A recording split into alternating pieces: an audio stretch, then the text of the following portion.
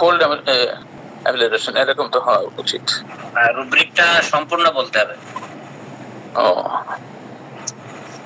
আর হয়েছে স্যার, প্রায় হয়েছে, অল্প একটু বাকি গেছে। ঠিক আছে স্যার, স্টার্টটা করেন ঠিক করে, তাহলে হয়ে যাবে। আগে স্টার্ট করেন। স্যার গেল নাকি?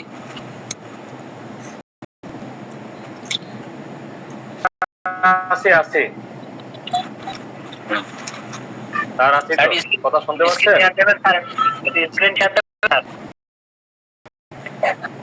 স্ক্রিন শেয়ার দেব স্যার। হ্যাঁ, সিনথেসিস। স্ক্রিন শেয়ারটা কেমনে করে স্যার?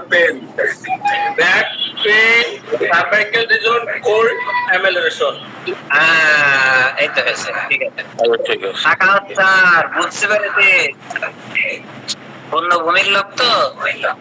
স্যার স্ক্রিনটা শেয়ার কেমনে দিব? জি স্যার, আল্লামা শামসুল্লাহ ফরিদপুরি রহমাতুল্লাহ আলাইহ ঘুমায় আছে স্যার আমার এলাকায়। তাহলে ওনার ছেলের কথাটা বলেন।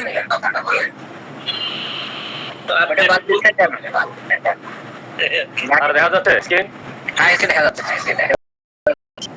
দেখতে পাচ্ছেন? জি, দেখতে পাচ্ছি। Head pain, cervical reason, arsenic, belladonna, causticum, cicuta, না বলো না, arsenium, graphites, lachesis. MLA only gram, ML cold ML. আসে না তো স্যার। এমএল সার্ভাইকাল রিজনে যে কোল্ড এমএলএ যাইতে হবে।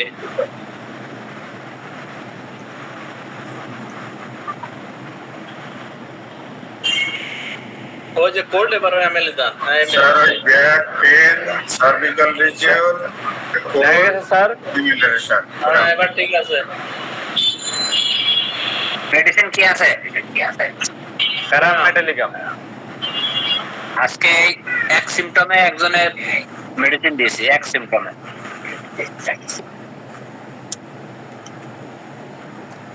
দেখা যাক কি হয়।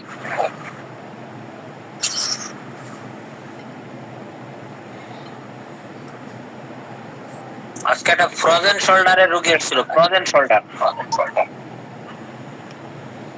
শোল্ডার 3 জন ডাক্তার দেখাইছে, এমবিবিএস ডাক্তার। 3 জন ডাক্তার তাকে বলেছে এটা কখনোই ছাড়বে না, আপনার এটা আর্থ্রাইটিস হয়েছে। জয়নাল স্যার একটু মিউট করতেন। আর্থ্রাইটিস হয়েছে, বাম হাতে পেইন কোথায়? শোল্ডার জয়েন্ট পেইন, তারপরে আর্মে পেইন, এলবোতে পেইন, রিস্টে পেইন।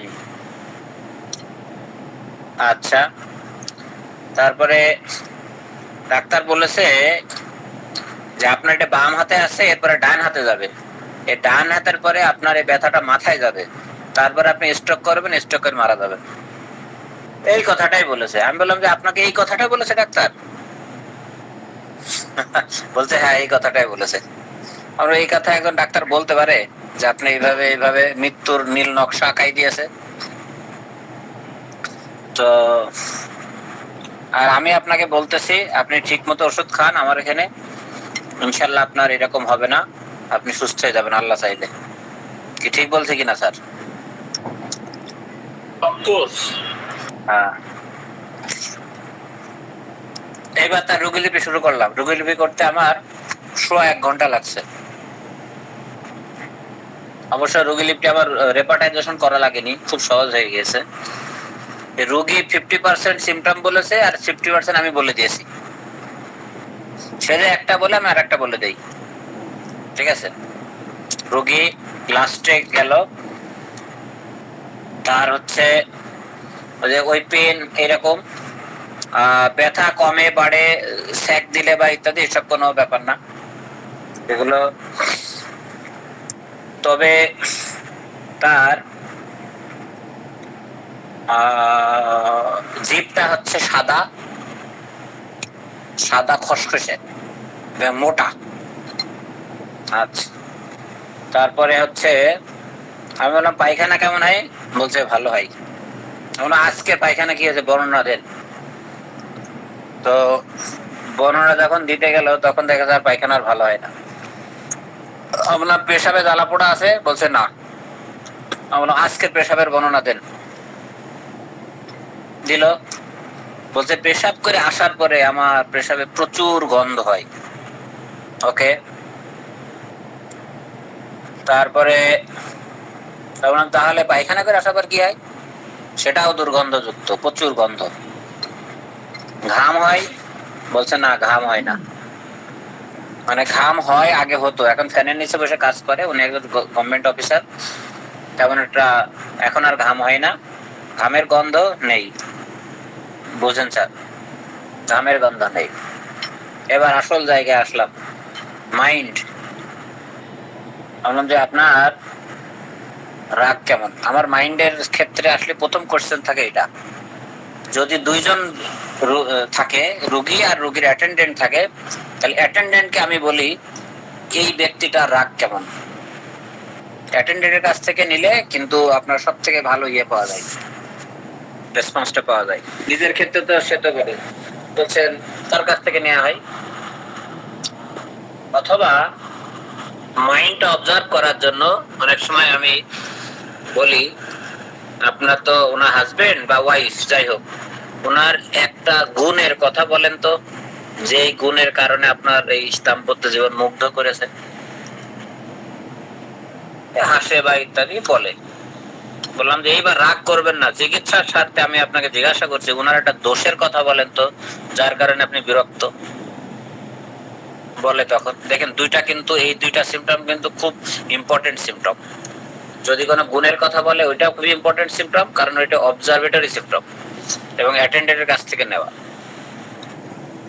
তারপরে আর একটা দোষের কথা বললো, ওইটা কিন্তু ইম্পর্টেন্ট একটা। যাই হোক, ওনাকে বললাম যে আপনার রাগ কেমন? বলছে আমার প্রচুর রাগ।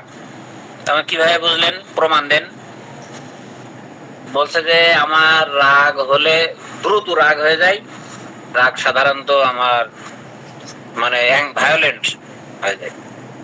যেমন মোবাইল ভাঙছেন কয়টা? 54 বছর বয়স। বলছে মোবাইল একটা ভাঙিনি। এমন তাহলে আর কেমন রাগ হলো? না, বলছেন একটা টিভি ভাঙছি আমি।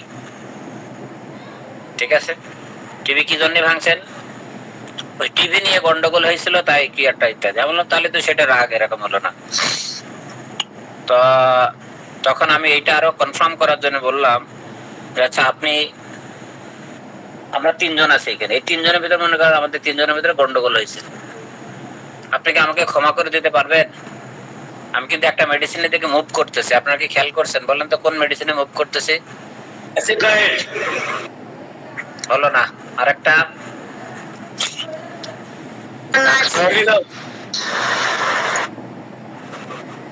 দেখছেন, যে একটু বলেছি হলো না, তখন আপনারা কনফিডেন্স হারাই ফেললেন।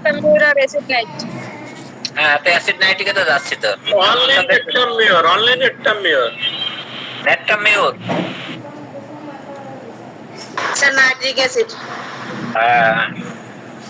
নাইট্রিক অ্যাসিড, ওইটা কনফার্ম করার জন্য আমি যাচ্ছি।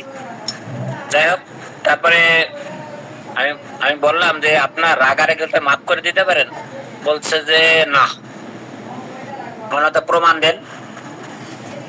বলছে যে আছে, একজন আছে, তাকে আমি কখনোই ক্ষমা করে দিতে পারবো না, তবে মনে হচ্ছে পরিবেশ পরিস্থিতির কারণে হয়তো ক্ষমা করা লাগতেও পারে। তেমন এত রাগ কেন? বলছে আছে, কারণ তাকে ক্ষমা করা আসলে যায় না। আমি বললাম আপনার কি কেউ কখনো কমপ্লেন করেছে আপনার মুখে গন্ধ আছে? বলছে হ্যাঁ, কমপ্লেন করেছে।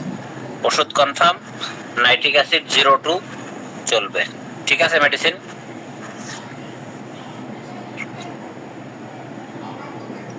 কথা বলে না কেউ। জি স্যার, পায়খানা প্রস্তাব আমারও ছিল এটা মনে, কেমনই বেটা পারিল সেটা জানতে। জি। এখন প্রশ্ন হচ্ছে নাইট্রিক অ্যাসিড যদি তার ফেল করে তাহলে কি করবেন? এইবার আসেন, হোমিওপ্যাথি শুরু হলে এখন থেকে, এতক্ষণ যা বলছিলাম এতক্ষণ হোমিওপ্যাথি শুরু হয়নি, এইবার শুরু হবে নাইট্রিক অ্যাসিড। তখন স্যার কি কি সিমটম নিয়ে আবার টেস্ট চেকিং করব? আমার বউ জিজ্ঞাসা করছে কয় টাকা নিয়েছো?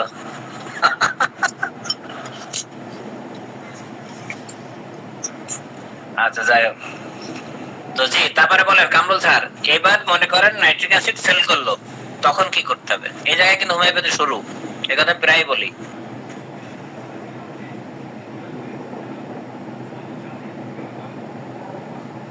আর্টিকা ইউনিভার্সিটি দিক যাবেন স্যার? না, আমি যাবো কেন্টের 12 অবজারভেশনে যাব। ও আচ্ছা আচ্ছা। কি ঠিক আছে কিনা? আব্দুল্লাহ রাহিম স্যার কিন্তু পড়াইছে 12 অবজারভেশন, 6টা পড়াইছে, 6টা বাকি আছে নাই। জি স্যার, আমরাও একদিন আলোচনা করছিলাম। হ্যাঁ, তাহলে কেন্টের 12 অবজারভেশনে এবার যান। কামরুল স্যার কিছুটা হিন্টস দিয়েছে। আমরা এত সহজ ভাবে রোগী আপনি ওষুধ সিলেকশন করে যদি ফল পান, তাহলে মনে করবেন সম্পূর্ণ এটা আল্লাহর রহমত। কারণ ওয়েল সিলেক্টেড মেডিসিনই দেখবেন বেশিরভাগ ক্ষেত্রে ফেল করে, বিশেষ করে আপনার ক্রনিক কেসে। ভুল বললাম না ঠিক বললাম? ঠিক বলছেন। জি মাহমুদ, এবার নাম বলেন। স্যার মাইন্ড যদি ঠিক থাকে আর রাজবৃদ্ধি ঠিক থাকলে কি ফিল করবে? কি বলেন স্যার, আমি একজনকে কস্টিকাম দিয়েছিলাম, 21টা সিমটম 21টাই ম্যাচ করেছে কস্টিকামের সাথে, উইথ 2-3টা পিকুলার সিমটম। সরি, কস্টিকাম বলতে ল্যাকেসিস কাজ করেনি, বুঝছেন স্যার? তখন কি করতে দেখেন কি করছে, সিভিলে নাম দিয়েছি, সিভিলে নাম সিএম দিয়েছি, ঠিক আছে, দেওয়ার পরে আবার ল্যাকেসিস 200, তখন কাজ করছে। বোঝা গেল কিছু এই জায়গায়? ওই মায়াজমেটিক সমস্যা ছিল স্যার। মায়াজমের গিরা আটকে ছিল। কিন্তু এটা তো কনফিডেন্স লেভেলটা গ্রো করতে হবে এই জায়গাটাই। কিন্তু স্যার যে কেসটা বললেন ওটা তো মনে হয় ক্রনিক না, অ্যাকুইট নাকি? জি জি স্যার, জি স্যার। যে কেসটা বললেন এই মাত্র, ওটা তো ক্রনিক পর্যায়ে যায় নাই, অ্যাকুইট না? না না, ক্রনিক। আচ্ছা, 6-7 মাস ব্যথা, অ্যালোপ্যাথি 3টা ডাক্তার দেখাইছে, কাজ হয়নি। এই জন্য আপনার কাছে আইছে, ওর কাছে কাজ হলে আর আইতো না। তারপরে মৃত্যুর রোড ম্যাপ দেখাই দিচ্ছে, স্যার যে মৃত্যুর রোড ম্যাপ দেখাই দিয়েছে, তাই বলছি। এবার বলেন কেস বলেন স্যার। এই 2টা কেস কিন্তু ওষুধ সিলেকশন হয়েছে, এবার একটা ফেইলার কেস বলি। একটা মেয়ের, তারও ঠিক ওই হাতে ব্যথা। কোথায় ব্যথা? ফোরআর্ম বুঝি তো কোন জায়গা? লেফট হ্যান্ড ফোরআর্ম ব্যথা। তবে এই ফোরআর্ম ব্যথাটা এখন পরে হয়েছে, ব্যথাটা ছিল তার মূলত সার্ভাইকেল থেকে ওইটা সারছে, ফোরআর্মে ব্যথাটা এসছে। ব্যথাটা বাম হাতে, প্রতিদিন তার ওই হাজবেন্ড ওই হাতের উপরে দাঁড়িয়ে থাকে, চটকাই দেয়, তারপরে তার এই মানে ইয়ে হয়, মনে হয় যেন বলছে আমার কাছে বটি দিয়ে কেটে ফেলি আমি হাত, এরকম একটা অবস্থা। ওয়েল সিলেক্টেড মেডিসিন কাজ করেনি, কি করেছে জানেন? অ্যাকোনাইট 50 mg দিয়েছি 4 ডোজ, 3 ডোজ খাওয়ার পরে কাজ করছে। 3 ডোজ অ্যাকোনাইট 50 mg খাওয়ার পর কাজ করছে। অ্যাকোনাইটের কজ বেআইন কি স্যার? আকস্মিকতা, ভীষণতা, আর কিছু লাগবে না অ্যাকোনাইটের। আর যদি রোগী শীতকাতরায়, আর কিচ্ছু লাগবে না। আপনি বুঝতে পেরেছেন, হাত কেটে ফেলতে যাচ্ছে সে ব্যথায়, এত তার ইয়ে হচ্ছে।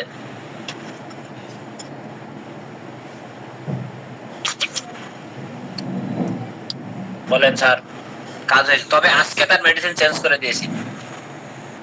ওই যে একটু আগে যে রুব্রিকটা বললাম, ব্যথাটা তার এখন রাইট শোল্ডারে, ঘাড়ে। ঠান্ডায় বরফ দিলে বা পানি দিলে তার উপশম ভালো লাগে।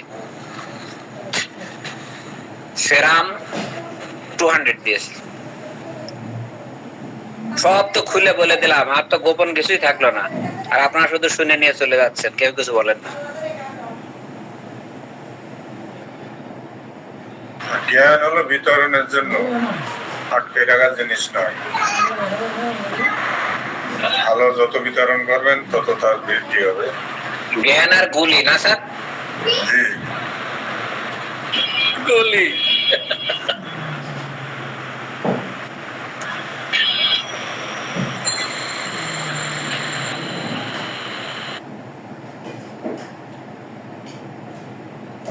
কথা বলেন, আমি একটু খাওয়াটা শেষ করি, ফিনিশিং দিই প্লিজ। খাওয়া শেষ হয়নি স্যার এখনো। স্যারে কি 2 প্লেটে হয় মনে করেন? খাওয়া লাস্টে একটু আম দিয়ে খেতে হয় না, বুঝেন না? আম ধরছেন? হ্যাঁ। এখনো আম আছে? আরে আল্লাহ স্যার, আম যতদিন থাকবে ততদিন চলবে। আমার তো 8-10 মণ আম কিনা লাগে সিজনে। আল্লাহ আমার তো 10 মিনিট হয়ে গেছে। স্যারে তো ডায়াবেটিস নাই না স্যার? না, ডায়াবেটিসের আম খেলে ডায়াবেটিস হয় না, কি এসব ভাবেন? তবে আমে স্যার বেশ কিন্তু ফ্যাট হয় কিন্তু। আমি টের পাচ্ছি স্যার, পেটটা ফুলে যাচ্ছে আমার আম খেয়ে খেয়ে। আমি ঘুম হয় এই জন্যই তো ফ্যাট হয়। আচ্ছা, এখন আসেন। আর খাওয়াটা শেষ করেছেন? খাওয়া শেষ। বাহ, খাওয়া শেষ। আমার শাহাদত স্যারকে জয়েন করতে কিনা? আমার শাহাদত স্যার, আমার ইকবাল স্যার। আসসালামু আলাইকুম স্যার। ওয়ালাইকুম আসসালাম। কেমন আছেন স্যার? শুকর আলহামদুলিল্লাহ, বেশ ভালো আছি স্যার। আলহামদুলিল্লাহ স্যার। স্যার 2টা কেস বলেন স্যার প্লিজ। স্যার গত 2 বছর থেকে এক ভদ্রলোক প্রায়শই আমার কাছে আসে, এসে বলেন, ডাক্তার সাহেব আমার বুকের বাম পাশে খুব ব্যথা, খুব কষ্ট পাচ্ছি। তো উনিও গত 11 বছর থেকে আসেন। ওনার স্বামী, স্ত্রী, বউ, বাচ্চা, বাবা, মা, ওনার বাড়ি হচ্ছে কুষ্টিয়ার মিরপুরের দিকে থাকেন। এখানে উনি এখানে সবাইকে নিয়ে আসেন সবসময়। তো উনি আমারে বলেন যে ওষুধ দেন, অনেক লক্ষণ টক্ষণ মিলে ওষুধ দিই। 2-3 দিন পরে এসে বলে যে আমার না কিছুই হচ্ছে না, আমার কি হার্টের ডাক্তার দেখাতে হবে? বললাম দেখান যদি মন চায়। একটা নাম বলেন। আমি মিরপুরে একজন খুব ভালো ভদ্রলোক আছেন, খুব সময় নিয়ে দেখেন। তো উনি দেখছেন ইসিজি, ইকো, লিপিড প্রোফাইল সহ মানুষের যা লাগে। আপনি খুব ভালো, আপনার হার্টে কোনো সমস্যা, তাহলে আমার কি সমস্যা? আপনার কোনো সমস্যা নেই, চলে গেছে। আবার 1 মাস পরে আসতে, এইভাবে বারবার আসার পরে আরো 2-1 হোমিওপ্যাথি ডাক্তার ওষুধ দিয়েছেন, কিছুতেই কিছু হয় না। গত মাসে এসে বলছেন আমার খুব কষ্ট হচ্ছে। আমি আজকে গিয়েছিলাম হৃদরোগে, এই মাত্র আসলাম হৃদরোগে। ইসিজি করা হয়েছে, আরো টেস্ট করা হয়েছে। ডাক্তার সাহেব বলছেন যে ব্লাড প্রেশারটা একটু বেশি আছে, কিন্তু আমার তো কোনোদিন প্রেশার হয় না, আপনি জানেন। আমি বললাম কি কষ্ট হয় বলুন তো দেখি। বলে আজকে সারাদিন এই ব্যথা, এই আসে, এই যায়, এই আসে, এইরকম করতেছে, টাইট করে ধরে আছে, আবার চলে যায়। 2 বছর হয়ে গেছে, কিন্তু ইতিমধ্যে 2 জন কার্ডিওলজিস্ট দেখানো হয়েছে, মেডিসিন ডাক্তার দেখানো হয়েছে। তো আরো রোগী ছিল, আমি ওনাকে বেলাডোনা 02 আর ম্যাকফল 02 2টা ওষুধ দিয়ে বলছি এক্ষুনি খান, আমাকে জানায় না। তো উনি রাত্রে খেয়েছেন, খাওয়ার পরে বলছেন যে ওষুধটা তো দিলেন, সাথে সাথে আগুনের মধ্যে মানে পানি পড়লো, কেমন করে ছাস করে সব ব্যথা ব্যথা চলে গেল। আলহামদুলিল্লাহ। কিন্তু 3-4 দিন পরে আবার এসে বলছেন ভাইয়া আমার তো ব্যথা যাচ্ছে না, খুব কষ্ট, আপনার সেই ওষুধটা আবার খেয়েছি, কিছুই হয়নি, এবার কি আমাকে মেডিসিন ডাক্তার কাছে পাঠাবেন? আচ্ছা যান, একজন ভালো দেখেন। একজন ভালো মেডিসিন ডক্টর আছেন মিরপুর 10 নম্বরে, খুবই ভালো করতে পারে। আসার পরে ওষুধ দিতে, উনি ওষুধ 2 দিন খাওয়ার পরে এসে বলছে আমার না বেশ ভালো লাগতেছে। উনি বলছে আমার গ্যাস্ট্রিকের সমস্যা এগুলো। কালকে রাত্রে আসতে এসে বলছে ভাইজান খুব কষ্টে আছি, আমার কিছুতেই কিছু হচ্ছে না, দেখেন তো 2 বছরের বেশি সময় হয়ে গেল। গত আপনার বেশ কয়েক মাস থেকেই পড়তেছিলাম 52 সোর্স, এর মধ্যে তো কিছু ঔষধ ইংল্যান্ড থেকে সংগ্রহ করেছি অনেকগুলো, গতকালকেই মর্গান বেচ পড়তেছিলাম, অর্থাৎ 6, 30, 200, 1M, 10M আনিয়েছিলাম সম্প্রতি লন্ডন থেকে। তো উনি বসছে, কিছুই ভাবলাম না, বললাম যে এই রোগীর তো মোটামুটি চিনি 11 বছর থেকে, আর বেশি প্রশ্ন করবো না।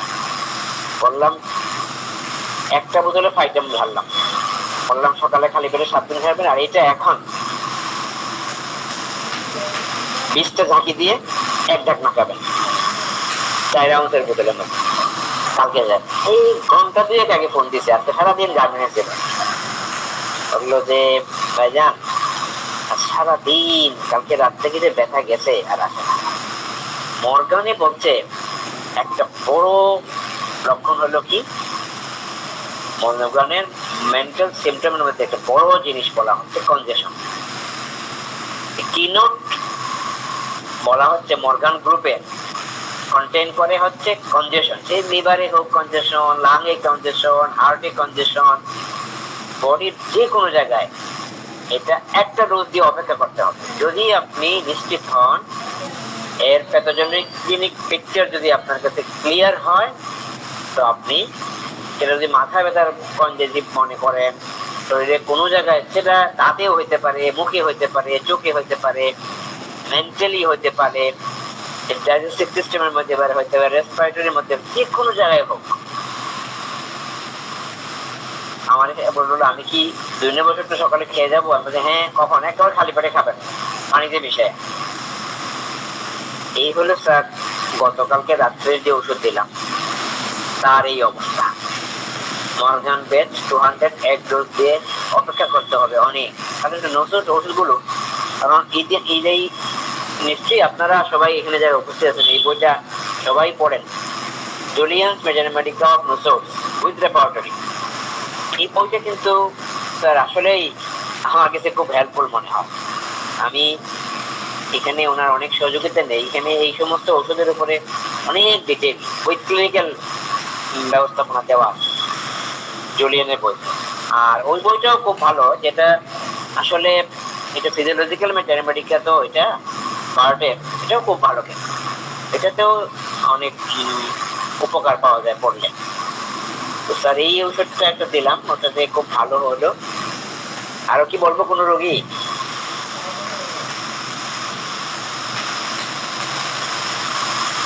জি স্যার, অবশ্যই বলবেন। আসসালামু আলাইকুম স্যার। জি স্যার, ওয়ালাইকুম সালাম। চলবে স্যার।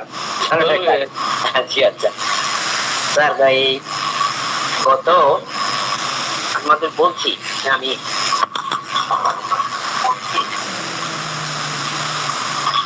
যে একজন 85 বছরের নারী, যার গত কয়েক বছর থেকে ক্রিয়েটিনিন উত্তর বৃদ্ধি পাচ্ছে এবং ঢাকা শহরের অন্যতম সেরা কিডনি বিশেষজ্ঞ দেখে যাচ্ছে। কিন্তু ওনার মেয়ের কথা, ওনার মেয়ে আমি বলছিলাম যে যার হাজবেন্ড ছিলেন সিভিল সার্জন, রিটায়ার্ড, এখন একটা 6 তলা হাসপাতাল আছে নাটোরে, যার নাতি হচ্ছে surgeon, orthopaedic surgeon Rajshahi medical. ইনি হচ্ছেন সেই নারী। তো ওনার মেয়ে বলছেন যে ডাক্তার সাহেব, আমার মা যে এটা কোনো অবস্থায় কিছু হচ্ছে না, দিন দিন বেড়ে যাচ্ছে, পরে কি এই বয়সে যদি ডায়ালিসিস করা লাগে তাহলে কেমন হবে বলেন তো দেখি। আমি কিন্তু এই কেসটা এখন আবার বলার ইচ্ছা এই জন্য যে উনি যখন আসছিলেন, আমি আরো 3 দিন এই সেশনে বলছি, উনি বলছেন আমার মা সারা রাত বলে গায়ে পোকা হাঁটে। তো আমি ওনাকে ইতিহাস নিয়ে বেশ ভালো করে সময় নিয়ে ইতিহাস থেকে আর্সেনিক 02 একটা ডোজ দিয়েছিলাম, একটা ডোজ কাপিং করে। ওনারা 3 দিন খেয়েছেন। আমি বলছিলাম একদিন খাওয়ানোর পরে আমাকে জানাবেন। তো এই তো উনি ভালো আছেন এই পর্যন্ত। কিন্তু ওনার যে প্রেসক্রিপশনের যে কাগজটা, ফাইলটা, সেখানে একটা পেজে প্রেসক্রিপশনের মধ্যে প্রফেসর লিখে দিয়েছেন নো হোমিওপ্যাথি লেখা আছে এবং বলে দিয়েছেন কোনোদিন হোমিওপ্যাথি ওষুধ খাওয়াবেন না।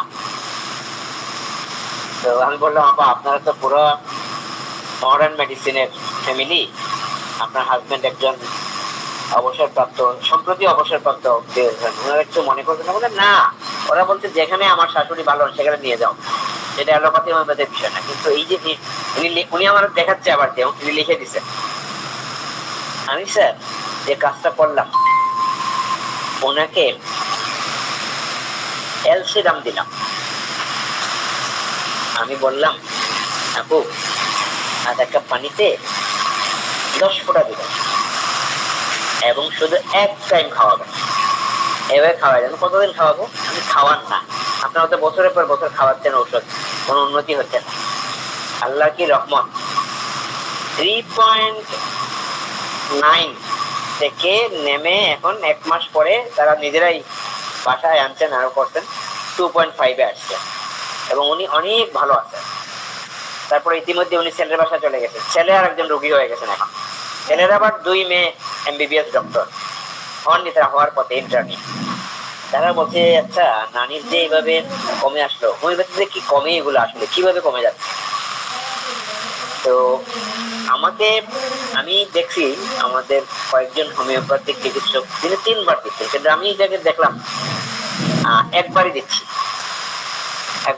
ওনার বয়স 85 বছর এবং উনি শুধু একটাই কথা বললেন যে ওই বাবার কাছে নিয়ে যাও, ওনার ওষুধটাকে আমি কিন্তু ওনাকে ফাইটাম দিই আসলে, আর আর্সেনিক দিয়েছিলাম আগে, আর এলসিরাম আমি 12 ব্যাগ দিয়েছিলাম, এবার 6 দিলাম। 12 ব্যাগের মধ্যে তো ওয়াইন থাকে আর 6 এর মধ্যে উইদাউট ওয়াইনে তৈরি করা হয়।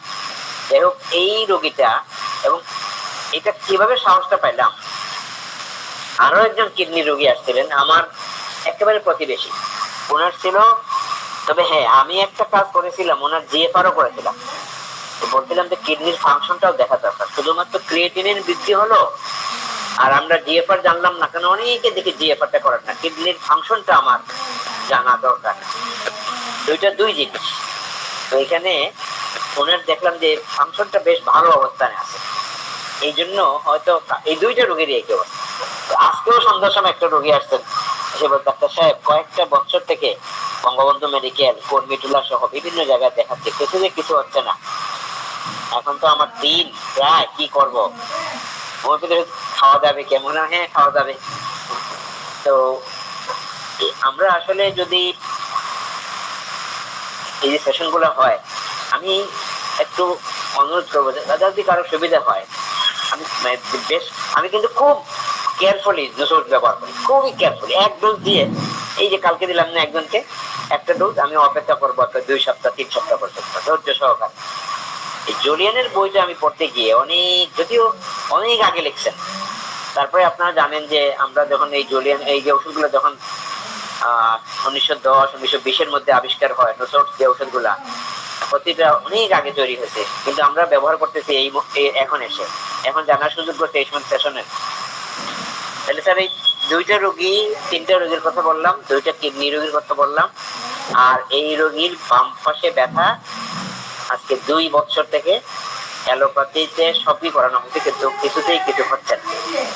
আলহামদুলিল্লাহ, আমরা যদি চিন্তা ভাবনা করে দিই, ওষুধগুলোকে ভালো করে পড়ি আর অন্তর থেকে যদি পড়তে পারি, একেবারে যদি একটা ওষুধের যদি যে শক্তি, ওষুধের যে একটা ওষুধ যে সোর্স থেকে তৈরি হয়, আমি যদি জানতে পারি এবং ওর যদি মানসিক অবস্থা যারা যদি ভালো করে জানার সুযোগটা করতে পারে, তাহলে বডি যেখানে হোক, তবে কিছু ওষুধের নির্দিষ্ট করে, যেমন এই যে এখানে বলা হচ্ছে যে কনজেশন থাকতে হবে, মর্গান গ্রুপের এইটার কন্টেন করবে কনজেশন শব্দটা দিয়ে, এইটা একটা বড় জিনিস। তো স্যার এই 2-3টা রোগী বললাম, আরো স্যার অনেকগুলো রোগী আছে, খুব ভালো কেস, খুবই আচিলের অনেকগুলো রোগী আছে, আচিল অ্যাসিড, নাইট্রিক অ্যাসিড দিয়ে একটা ডোজ দিয়ে ভালো হয়ে গেছে। তারপরে হচ্ছে আপনার পালসেটিলা দিয়ে নাইট্রিক অ্যাসিড ভালো হয়ে গেছে, আলহামদুলিল্লাহ। নেট্রাম মিউট দিয়ে ভালো হয়ে গেছে। তারপরে কর্টিকাম, একেবারে জ্বর, হাতটা দেখলে কেউ বলবে গাছের জ্বর, 2 হাত, ওই ডাক্তার সাহেব কিচ্ছু করতে পারি না, হাতটা নাইতে পারি না। আলহামদুলিল্লাহ, কর্টিকাম 02, 03, 04 পর্যন্ত আসার আগেই তারপরে আমি দিয়েছিলাম, মনে হয় যেমন এই হাতটা কেমন নতুন একটা হাত তৈরি হয়েছে, কষ্টিকাম। তো অনেক ঔষধ এইভাবে যদি মানসিক লক্ষণটাকে আমরা মেলাতে পারি, তবে স্যার ইদানিং গেলে এই সেশনের সুবাদে এই বইগুলো পড়ার সুযোগ মানে হচ্ছে এবং পড়তেছি। তারপরে আবার কিছু কিছু ক্ষেত্রে আমি ফেরিংটনকেও একটু ফলো করতেছি। আরেকটা জিনিস স্যার, এই আমরা কি যদি দেখতে পারি সবাই, যদি সবাই এই নসরতের বইতে আপনারা হয়তো পড়েন, কিন্তু আমি জানি না সবাই, তবে ওই দিনে একটা সেশনে একটা আলাপ করতেছিলেন, খেয়াল করতে কিনা স্যার, একটা সেশনে কে জানি এখানে নসরতের বিষয়ে আলোচনা করতেছিলেন। তবে আমি খুব সতর্ক হয়ে ব্যবহার করতেছি নসরটা, খুব একটা দুইটা ডোজ দিয়ে খুব অপেক্ষা করতে হয়। একটা মারাত্মক কাশির রোগী, মারাত্মক কাশির রোগী, বহুদিন থেকে অ্যালোপ্যাথি খাচ্ছে, কিছুতেই কিছু হচ্ছে না। আমি তাকে একটা ডোজ ব্যাসিলিনাম দিয়েছি, বলে ডাক্তার সাহেব আর কত মানে সিরাপ খাওয়াবো, আর কত অ্যান্টিবায়োটিক খাওয়াবো, মাসে মাসে আমার সন্তানকে ঔষধ দিতে অবস্থাকে আর কিছুতেই কিছু হচ্ছে না। সকল লক্ষণ নিয়ে দেখলাম যে ওটা ব্যাসিলিনাম। আমি ব্যাসিলিনাম 200 একটা ডোজ দিয়ে আমি বলছি আপনি 2 সপ্তাহ পরে আসবেন রাখি। আমার বাচ্চা শ্বাসকষ্ট হইলে বললাম হবে না ইনশাল্লাহ, হবে না ইনশাল্লাহ, আপনি দেখেন খাওয়ান নিয়ে। তাহলে আমরা যদি নিশ্চিত হইতে পারি ব্যাসিলিনাম নিয়ে, আমরা যদি নিশ্চিত হইতে পারি একটা ডোজ দিয়ে, তাহলে একটু অপেক্ষা করা, ধৈর্য ধরার, সবর করার আমাদের সক্রিয় থাকতে হবে, অভ্যাস থাকতে হবে। কারণ নোসোর্স আমরা অনেকে অনেক পাওয়ার ব্যবহার করে ফেলতেছি। 200 যখন এই কাজটা করে গেল, পরবর্তী যখন আসছে আমি কিন্তু আইটেমে দিয়েছি। আমি যেমন একটা এক্সাম্পল দিই, আজকে সকালে আমি আমাদের ডেন্টাল ইউনিটে আমি গত 3 দিন আগে 28 তারিখে আমার একটা দাঁতে খুব সমস্যা ছিল। তো আমার মেয়ে বললো বাবা তুমি এটা ফেলে দেও না কেন, তোমার দাঁতের উপরের অংশ ভেঙে গেছে, ব্যথায় কষ্ট পাচ্ছ। ওইটা ফেলে দিছি। আজকে সকালে আমাকে অফিসে বলছে আপনার এটাকে তো পাশে রুট ক্যানাল করতে হবে, তো পরে কিন্তু একটা টরি ট্যাবলেট খেতে হবে 120 মিলিগ্রাম। আমি সকালে কিছুই খাইনি, আমি গিয়ে কাজটা করার পরে আসছি, আমার অফিসের টেবিলে ছিল হাইপারিকাম। আমি আধা কাপ পানির মধ্যে ওখানে তো একটা দানা দেওয়ার সুযোগ না, 1 ফুটাই দিয়েছি, নেড়ে খেয়েছি, বিন্দু মাত্র ব্যথা হয়নি। এবং গত 28 তারিখে আমাকে দাঁতের গোড়াতে 5টা ইঞ্জেকশন দিয়েছে অবশ করার জন্য। আমি আসার আগে হাইপারগ্যাম 200 খাইছি যতটুকু মনে পড়তেছে, মানে দাঁত তোলার আগে, আর দাঁত তোলার পরে হাইপারগ্যাম 200 নিয়েছি। আমি দুপুরবেলা মোটামুটি ভালোভাবে খেয়েছি, যদিও একটু কেয়ারফুলি খেয়েছি, 2 দিন একটু কেয়ারফুলি খেয়েছি। কিন্তু এটা নিজের শরীরে ঔষধটা ব্যবহার করে যে ফলাফল পেয়েছি এটা আপনাদের কাছে তুলে ধরলাম। হাইপেরিকাম দাঁত তোলার আগে, দাঁত তোলার পর ইনজেকশন দিয়েছে। ইনজেকশন তো যারা নিয়েছেন তারা জানেন যে বেশ কষ্ট হয় নিতে। 5টা ইনজেকশন নিলে বুঝলাম তো কেমন হয়। তাহলে হাইপেরিকামের ব্যবহার জানলাম, মর্গানের ব্যবহার জানলাম, কস্টিকানের ব্যবহার জানলাম, তারপরে পালসেটের ব্যবহার জানলাম, নেট্রামিয়ার ব্যবহার জানলাম। মাল্টিভাবে ব্যবহার করা হয়, তবে ঔষধগুলোকে আরো ডিটেল করতে হবে। আর আপনারা জানেন ওই দিন আমরা যখন সেশনে যারা ছিলাম তারা বলতেন যে 83 নম্বর সূত্রটা ভালো করে পড়তে হবে, ডক্টর লিটল কাসের ওই সেশনে বলতেছিলেন। তারপরে পাশাপাশি আরো বেশ কয়েকটা, আমিও ওই সুযোগটা নেওয়ার চেষ্টা করলাম যে আসলে দেখি তো কি আসলে সত্যি দেখছি ওখানে কিছু বিষয় লেখা আছে যেগুলো আমাদের প্র্যাকটিস জীবনে কাজে লাগে। অনেক ধন্যবাদ স্যার আমাকে সুযোগ দেওয়ার জন্য। সফল কতগুলো কেস বললাম আর কি।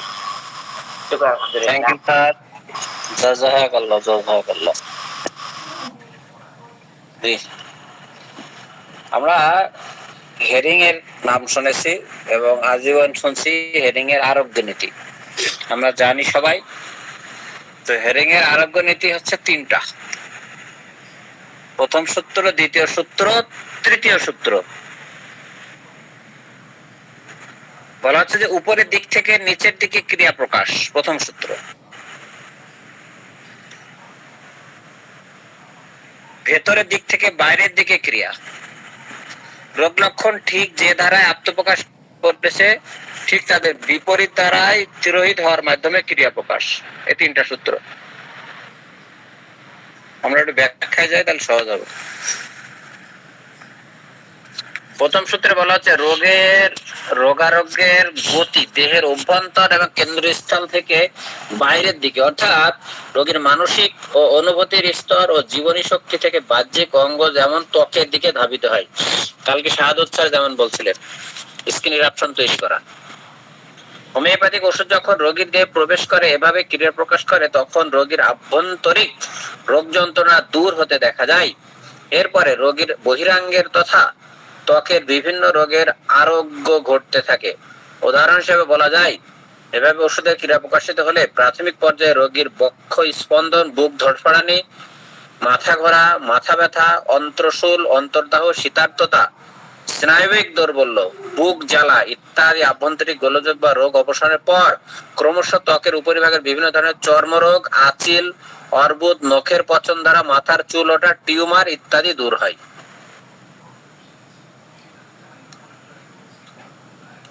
তাহলে ভিতর থেকে বাইরে আসলো। আরেকটা হচ্ছে রোগ লক্ষণ ঠিক দ্বিতীয় সূত্র। রোগের লক্ষণ ঠিক যে দ্বারা আত্মপ্রকাশ করছে ঠিক তাদের বিপরীত ধারায় তিরোহিত হওয়ার হোমিওপ্যাথিক ওষুধের মাধ্যমে ক্রিয়া প্রকাশ করে।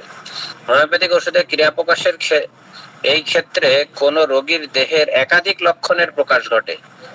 তখন যদি লক্ষণের আবির্ভাবের সাথে বিপরীত ধারাবাহিকতা বজায় রেখে যদি হোমিওপ্যাথিক ওষুধের ক্রিয়া প্রকাশিত হয়, অর্থাৎ সর্বপ্রথম যে রোগ লক্ষণ প্রকাশিত হয়েছে সেটি দূর হবে, তারপর ক্রমান্বয়ে পূর্ববর্তী রোগ লক্ষণ সমূহ দূর হয়। ধরা যাক কোন রোগীর প্রথমে মাথা ধরার প্রকাশ পেয়েছে, তারপরে ক্রমশ মাথা ঘোরা, হাঁটতে গিয়ে দেহ টলমল করা, বুক ধড়ফড়ানি, হাঁপানি, চক্ষু জ্বালাপোড়া করা, বিমৃষা মানে বমি, বমন বা কোষ্ঠবদ্ধতা, উদারাময়, অনিদ্রা ইত্যাদি রোগ লক্ষণ প্রকাশ পেয়েছে।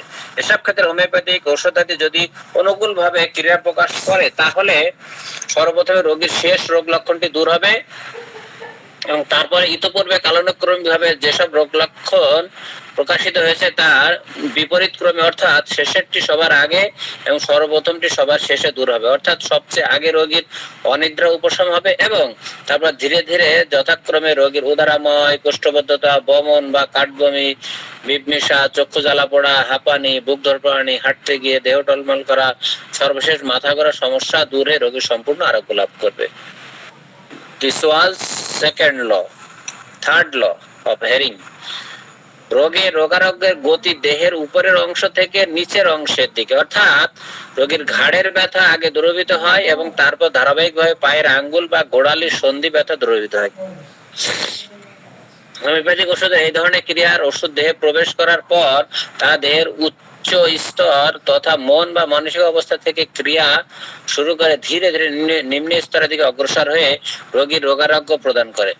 এভাবে ওষুধের ক্রিয়া প্রকাশিত হওয়ার সময় সর্বপ্রথমে মনের যাবতীয় ব্যাধি বা রোগ আরোগ্য করার চেষ্টা করে। এক্ষেত্রে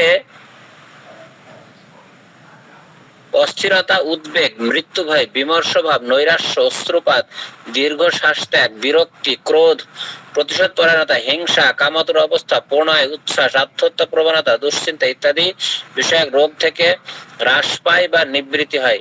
অর্থাৎ এই মানসিক অবস্থার উন্নতির অব্যবহিত পরে ক্রমশ তার দেহের অবস্থিত বিভিন্ন লক্ষণের অবসান বা নিবৃত্তি হতে দেখা যায়। এরপরে মস্তিষ্কে বিভিন্ন রোগ যেমন মাথা ধরা, মাথা ঘোরা, মস্তকে ভারবোধ ইত্যাদি বিভিন্ন প্রকারের উপসর্গ দূর করার চেষ্টা করতে থাকে। পরবর্তী পর্যায়ে চোখ, কান, নাক, মুখ, মুখমধ্য, গলমধ্য প্রভৃতি স্থানে রোগ আরোগ্য হয়। এভাবে ক্রমশ নিচের দিকে অগ্রসর হতে হৃদরোগ, শ্বাসযন্ত্রের রোগ ও বক্ষকোটরের অন্যান্য রোগ দূর হতে থাকে। এরপর ওষুধের ক্রিয়া আরো নিম্নগামী হতে থাকে। এই পর্যায়ে পাকাশয়, যকৃৎ, ক্ষুদ্রান্ত, বৃদ্ধান্ত, উদর ও বস্তিকোটরের অন্যান্য রোগ আরোগ্য লাভ করে। সবশেষে হাত ও পায়ের বিভিন্ন উপসর্গ বিদরিত হয়ে রোগী সম্পূর্ণ আরোগ্য লাভ করে। এটা হচ্ছে আমাদের হেরিং এর তিনটা সূত্র হচ্ছে। জি সালাউদ্দিন স্যার বলেন। বলেন স্যার, আমি অন্য বিষয়ে একটা কথা বলবো পরে। লিঙ্গের ব্যাপার। তিনটে সূত্র আছে, রোগারোগ্যের গতি দেহের অভ্যন্তর বা কেন্দ্রস্থল থেকে বাইরের দিকে, অর্থাৎ রোগীর মানসিক ও অনুভূতির স্তর ও জীবনী শক্তি থেকে বাহ্যিক অঙ্গ যেমন ত্বকের দিকে ধাবিত হয়। ঠিক আছে। আর দ্বিতীয়টা হচ্ছে বিপরীত ধারায়, মূলত শুরু থেকে 1 থেকে 5 বা 5-এর থেকে উল্টা থেকে সারতে সারতে আসে। আর তৃতীয় সূত্র হচ্ছে উপর থেকে নিচের দিকে, অর্থাৎ মাথা থেকে পায়ের দিকে আসা। এটা 3টে সূত্র আমাদের হেরিং এসে। জি, শেষ করবো আমরা, 11টা বাজতে চললো। আর যারা নতুন আছেন, আমাদের ইকবাল স্যাররা অনেক সিনিয়র মানুষ, উনি 43 বছর প্র্যাকটিস করতেছেন। ওনাদের কথা আলাদা, অভিজ্ঞ মানুষ। আব্দুল হান্নান স্যার কত 24 আর 84 16 স্যার। আব্দুল হান্নান স্যার হচ্ছে 24 আর 16 40 বছর। এখনো কোলাপায় হ্যাঁ, না প্র্যাকটিস করতেছেন তাই বলছি। আপনারা নবীন যারা আছেন, এই যে স্যাররা ইংরেজির বইয়ের বিভিন্ন নানান কথা বলে, এসব কথা একেবারেই কান দেবেন না। হ্যাঁ, এসব কথা কানই দেবেন না। স্যাররা পড়ছে পড়ুক, আপনি সাধারণ ভাবে, খুবই সাধারণ মানের, মনে করেন নরেন্দ্রনাথ বন্দ্যোপাধ্যায়টা পড়ে শেষ করেন। আপনার কাছে যা আছে ম্যাথমেটিক্যাল সেটাকে শেষ করেন, ঠিক আছে? তারপরে আপনারা মাফ করবেন, আমি সামনে আমার একটা বই আছে হোমিওপ্যাথিক চিকিৎসা, ডক্টর নীলমণি ঘটক। এটা আমি কিনেছিলাম 1981 সালে। 1981 সালে বইটা কিনছিলাম। এই বই, উনি তো খুব ভালো ইংলিশ জানা লোক ছিলেন কিন্তু, ডক্টর নীলমণি ঘটক। কিন্তু বইটাতে লিখছেন, দেখছেন, আমরা বাংলায়ও ভালো ভালো বই অ্যাভেলেবল বাংলাদেশে। এই যে ডক্টর নীলমণি বাবুর ঘটক বাবুর বই কত ভালো। জি স্যার। তারপরে স্যার যে ঔষধ পরিচয় যে স্যার, এই বইটা নরেন্দ্রনাথ এই বইগুলো যে কত ভালো, কত ভালো। তারপরে স্যার এই যে বইটা আমি পাচ্ছি না। আমি যখন 84-এ স্যার একবার মালিবাগ গেলাম, তো আমার মামা বললেন, দেখো আমি তো ডায়াবেটিকে কত কষ্ট পাই, তো সিলেটে কত ডাক্তার দেখলাম, কিছু হয় না। এখানে একজন হোমিওপ্যাথিক ডাক্তার সাহেব আছেন, উনি আমাকে কি ওষুধ দেয় তুমি দেখো তো। উনি আমাকে নিয়ে গেছেন, গিয়ে দেখি একজন অনেক বয়স্ক, তখন তো 84 সালে, আমি ইয়াং মানুষ। বলে, কি খবর, হোমিওপ্যাথি পড়াশোনা করো তুমি? জি স্যার, করি স্যার। আমার একটা বই আছে, এটা পড়ে দেখো। বইটার দাম কিন্তু 100 টাকা। তো আমার মামা বললেন যে হ্যাঁ দেন, আমি দিচ্ছি 100 টাকা। এই বইটা বাজারে নাই, বইটা আমার চেম্বারেও আমি খুঁজে পাচ্ছি না। বইটার নাম ছিল স্যার, উনি ইংলিশে লিখছে পুরো বইটাই, homeopathy last word in therapeutics. Homeopathy last word in therapeutics. 84 সালে 100 টাকা দিয়ে কিনেছিলাম, সংরক্ষণ করে রাখছিলাম, কিন্তু এখানে পাচ্ছি না। পুরোটা ইংলিশে বই।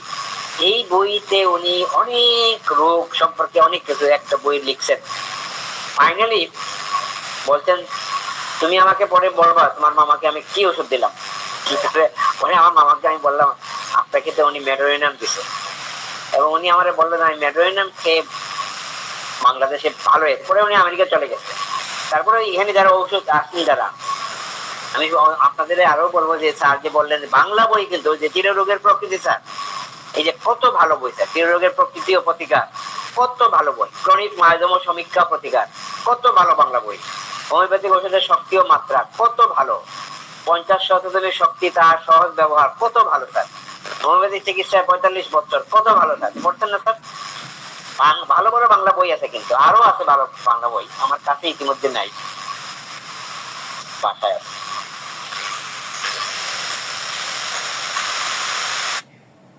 জি স্যার, থ্যাংক ইউ স্যার।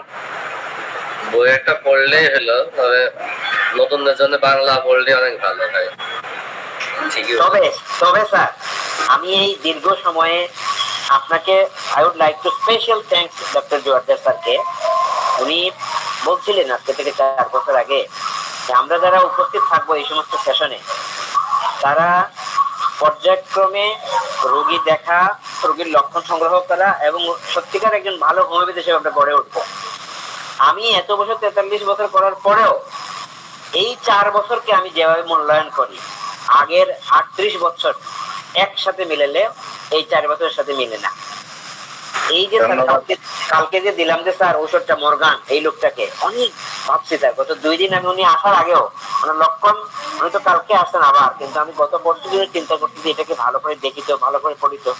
মর্গানটা আমি ইংলিশে পড়ছি, বাংলায় পড়ছি, এই যে বললাম যে ওষুধ ডাক্তার সাহেবের নাম জলিয়ান্স ম্যাটারমেডিকা, এটা পড়ছি, তারপরে বাংলায় ভালো করে পড়ছি স্যার।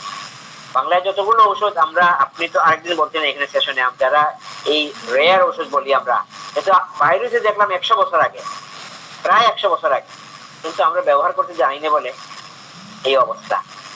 কিন্তু এখন স্যার এমন অবস্থা, ওই দিন একটা আজকেই স্যার, আজকে আমি ডিসি অফিসের মিটিং এ ছিলাম, ঢাকা ডিসি অফিসের, এখানে একজন টিকা নিয়ে প্রেজেন্টেশন দিচ্ছে স্যার, যে পৃথিবীতে যে টিকা আবিষ্কার হচ্ছে টিকার পজিটিভ দিকগুলো বলছে, কিন্তু আমি বিইং এ হোমিওপ্যাথ, যদিও I am working with allopathy modern medicine last 45 years, কিন্তু আমি যেটা বলতে চাচ্ছি এখানে সবাইকে, আমি টিকার বিরুদ্ধে করতে, আমি টিকা নিয়ে কাজ করি এবং টিকার গবেষণার বিষয়, এবং আমি একদিন বলছিলাম যে গাবি যেটা আছে গ্লোবাল অ্যালায়েন্স, তার ইন্টারন্যাশনাল মেম্বার আমরা, যেটা আমাদের এক্সিকিউটিভ ডিরেক্টর। তাহলে তো যত আবিষ্কার হচ্ছে টিকা এবং টিকা রিলেটেড ইনফরমেশন আমি কিন্তু জানি এই সুযোগে, কিন্তু আমরা যে হোমিওপ্যাথ হিসাবে আমাদের ভাবার বিষয় আছে কিন্তু, কারণ আমি তো সব কথা এখন বলতে পারবো না এখানে, কারণ এটা হচ্ছে রাষ্ট্রীয় সিদ্ধান্ত, আন্তর্জাতিকভাবে WHO সিদ্ধান্ত যে এটা তোমরা ফলো করো, কিন্তু আমরা হোমিওপ্যাথ হিসাবে, হোমিওপ্যাথির দৃষ্টিতে, বিজ্ঞানের চিকিৎসা বিজ্ঞানের দৃষ্টিতে যদি দেখি, তাহলে এটার যে কত জটিলতা তৈরি হচ্ছে আমার এই বডির মধ্যে তা বুঝতে পারতেছি। এবং রোগী যখন আসে তখন বুঝি, শিশুদেরকে নিয়ে আসে, একটু বয়স্কদের নিয়ে আসে, ডাক্তার সাহেব আমি জিজ্ঞাসা করি কয়টা টিকা দিয়েছে, 30টা টিকা দিয়েছি, 30টা টিকা দিয়েছি। আমি তো জানি 30টা টিকা কি নিয়েছেন উনি, আমার সন্তানকে দিয়েছেন 30টা টিকা এই 15 বছর বয়সের মধ্যে, সবগুলো টিকার নাম জানি, কত ডোজ দিয়েছেন, কত ইন্টারভেলে দিয়েছেন। তাহলে আমাদের খুব ঠান্ডা মাথায়, খুব ধীর স্থির ভাবে বিষয়গুলো, যদিও ওইটাও বিজ্ঞানের বিষয়, এটাও বিজ্ঞানের বিষয়, বিজ্ঞানের অনেক ধারা থাকতে পারে, মডার্ন সায়েন্স অনেক, আমাদেরটাও মডার্ন সায়েন্স, মডার্ন বিজ্ঞান। আমি সবার জন্য এটুকু বললাম, কাউকে বদনামি না করে, কাউকে গিবত না করে, বা কাউকে কোনো কিছু কষ্টকর কথা না বলেও কিন্তু আমরা আমাদের বিজ্ঞানকে সামনে নিতে পারি।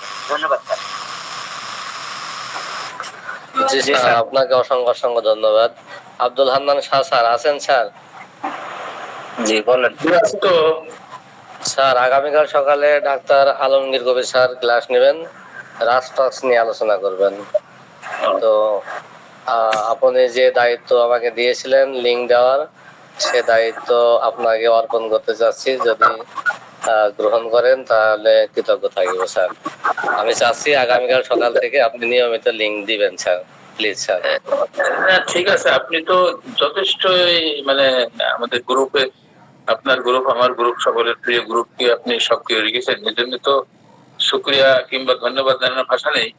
তো কাজারে নাই, হয়তো মাঝে মাঝে আমি করলাম আর কি, আপনিও করবেন, যখন আমার সমস্যা থাকলে তখন আমি যখন বলবো, ঠিক আছে?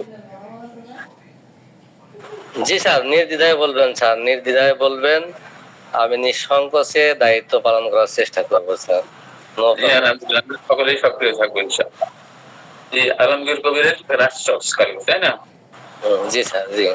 আমার ওই আগের লিঙ্কই দেবো ইনশাআল্লাহ। ডক্টর স্যার কি বলেন? জি স্যার। আচ্ছা ঠিক আছে, তাহলে 6:30 জি জি 6:30 দেন স্যার। আচ্ছা ঠিক আছে ইনশাআল্লাহ, ঠিক আছে ইনশাআল্লাহ। সকলের মঙ্গল কামনা করছি। যারা বিশেষ করে আমাদের ইকবাল জুয়েলার মসজিদ স্যার আমাদেরকে যেগুলো উপহার দেন, সবগুলো আসলে কি বলবো, মানে মুক্তামণির মতো, মণিমুক্তার মতো। সকলেই আছেন এখানে যারা, সকলকে ধন্যবাদ। জি ঠিক আছে, আমি কাজের মধ্যে আসি, ওষুধের নাম গুলো লিখছি আর কি। জি স্যার, আলহামদুলিল্লাহ। তাহলে আমরা আজকের মতো শেষ করলাম। যারা নতুন আছেন, ওই যে নতুন নতুন বিভিন্ন বই পুস্তক বইতে নাম শুনে হতাশ হওয়ার কিছু নেই। আপনারা যে বইটা, শুধু সেই বইটা পড়েন, টেনশনের কোনো কারণ নেই। আর সবাই শুধু বলবে হোমিওপ্যাথি একটা সাগর, এ শেষ হয় না, এটা সম্পূর্ণ একটা ভুল কথা। আমার দৃষ্টিতে কোনো সব জিনিসেরই শেষ আছে, এবং শুরু আছে। আমি পারলাম না সেটা আলাদা কথা, আপনি পড়া শুরু করেন, সব পারা আপনার দরকার নেই।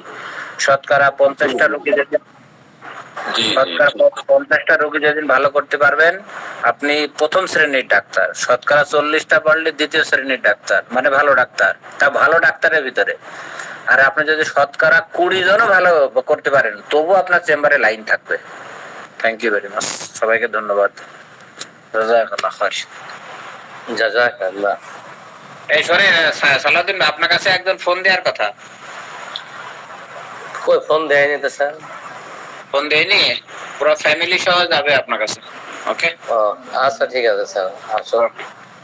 স্যার ধীমান রায় স্যার চেম্বারটা কোথায় স্যার? আর ধীমান রায় স্যার খুলনা, খুলনা SOS শিশু পল্লীর অপোজিটে গোল্লামারি। কল্লামারি আচ্ছা। জি, 1300 টাকা ভিজিট, রোগী যেন আবার বিপদে না পড়ে। 1300 টাকা ভিজিট। হ্যাঁ, আর ওষুধ আছে। ওষুধ কত? সে যায় আর হবে না, যখন ডিমান্ড এর কাছে যাবে তখন তো 2-3 হাজার টাকাতে নিয়েই যাওয়া লাগবে। টাকা স্যার কয়েকজন দেখি স্যার 4000 টাকা নাই প্রথমবার, তো তো কম আছে কয়েকজন স্যার, নাম না বলি। না বলবেন না কেন, অবশ্যই বলবেন। 4000 টাকা নিলে তো নেবেই। এই স্যার এসি করা চেম্বার তো, এসি করা চেম্বার। আমাদের চেম্বারও তো এসি করা। এসি নেই, প্রায় এসি। এই তো হবে এসি, আগামীবার এসি হয়ে যাবে। না স্যার প্রায় এসি না, ডাইরেক্ট শোনেন, ঢাকাতে এসি ছাড়া চেম্বার চলবেও না। চেম্বার চলবে না। চলবে মানে কি, টাকা নিতে পারবেন না। আচ্ছা জি, আচ্ছা স্যার। বলেন। জয়নাল স্যার শেষ করেন। স্যার, জি জর্দার স্যার, বলেন। তো আপনার কাছে আমার জানার বিষয় হলো, আপনারা স্যার এই আর জর্জ বিথুলকা স্যারের ক্লাস করছেন, 2 দিন ক্লাস করছেন না কয়দিন ক্লাস করছেন? হ্যাঁ, পুরা ভুয়া ক্লাস। এখন ওই ক্লাসে কি শিখলেন, যদি দয়া করে একটু আমাদের সাথে একটু আলোচনা করতেন। কিচ্ছু শিখিনি। 2টা জিনিস শিখছি, বলবো? এখনই হয়ে যাবে। বলেন বলেন বলেন স্যার, বলেন। পালসিটিলা যখন অসুস্থ হয়ে যায়, পালসিটিলার পেশেন্ট, তখন সে প্যাসিভ হয়ে যায়। প্যাসিভ, বোঝা গেল বিষয়টা? প্যাসিভ মানে তখন সে নিজের কর্মক্ষমতা হারিয়ে ফেললে অন্য যা বলে তাই শোনে, এরকম। আর আর থুজার ঘাম উপর থেকে নিচের দিকে হয়। থুজার ঘাম উপর থেকে নিচের দিকে হয়। আর এইসব ক্লাস হচ্ছে পর্বতের মুশিক পোশাক, হয়েছে? বিদুলকার স্যার বয়স হয়ে গেছে, উনি যেভাবে কথা বলেন ওই কথাগুলো বোঝা যায় না। শোনেন ভাই, আমি কিন্তু ওই যে এখানে বিদুলকার স্যারের অনেক স্টুডেন্ট আছে বলে যে আমি তার গুণকীর্তন করবো তা না, ঠিক আছে? এখানে রবীন বর্মন স্যারের স্টুডেন্ট আছে, তাহলে রবীন বর্মন স্যারকে তো প্লাটা না দিয়ে চিকিৎসা দেওয়া লাগবে, তাই না? এই আর কি।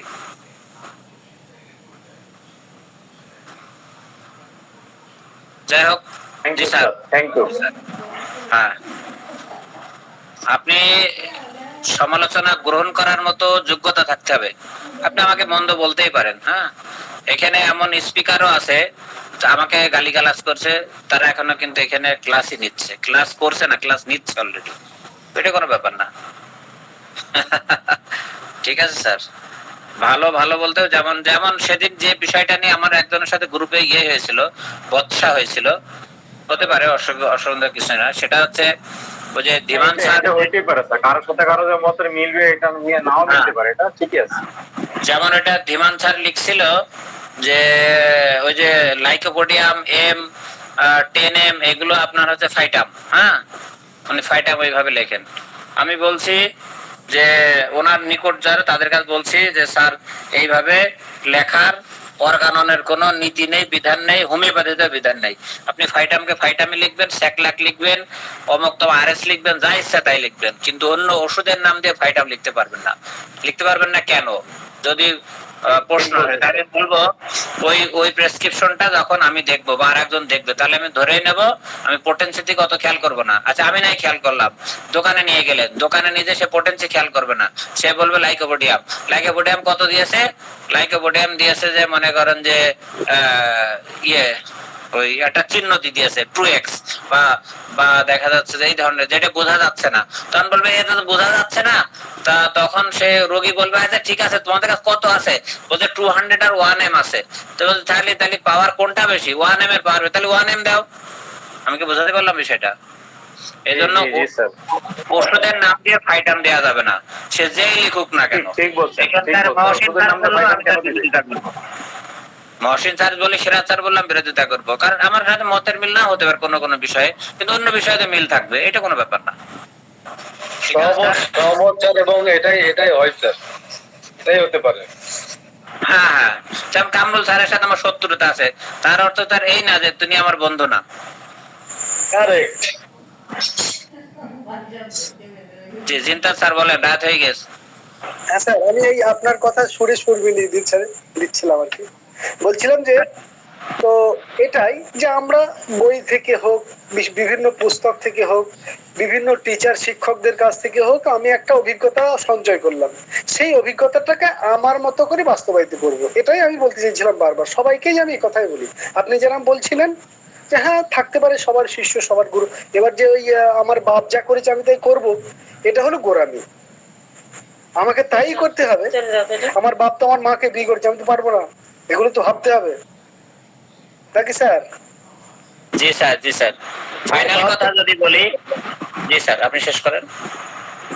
তো আমি এটাই বলছিলাম যে আমরা বিভিন্ন জায়গা থেকে শিক্ষা অর্জন করি, শিক্ষা অর্জন করে আমার সিদ্ধান্ত, আমি কিভাবে পোটেন্সি দেবো, আমি কিভাবে পেশেন্টকে সারাবো, সেটা আমার অভিজ্ঞতা, মানে বিভিন্ন জনের অভিজ্ঞতা নিয়ে, নির্যাস নিয়ে আমার মতো আমি পরিচালিত হবো। এটাই আমি আপনাকে বলতে চাইছিলাম, এর আগের দিনও বলছি। ওইটাই হচ্ছে সেলফ ম্যাটেরিয়ামেটিকা, যে কথাটা প্রায় বলা হচ্ছে, self ম্যাটেরিয়ামেটিকা।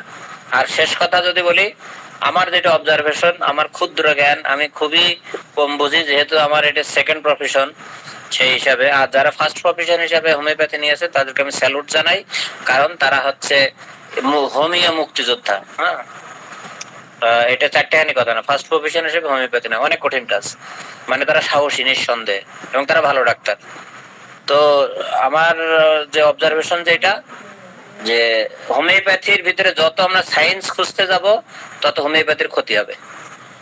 G, thank you very much, সবাইকে ধন্যবাদ।